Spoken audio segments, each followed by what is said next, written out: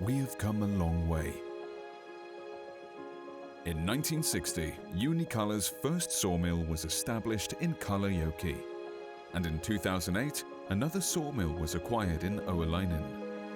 In 2023, our newest and most modern production facility was completed in Junnikkala Oulu.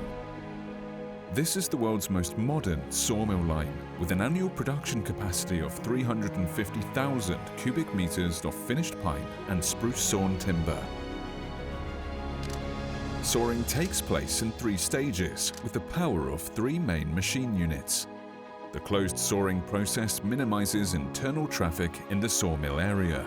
Modern sawing technology enables us to maximize the amount of sawn timber obtained from the logs.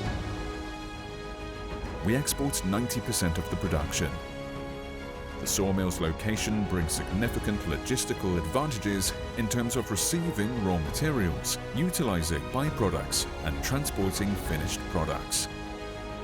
Our new production facility in Oulu strengthens Junnikkala as a company, supports our sustainable growth strategy, and helps us meet the needs of future carbon-neutral construction.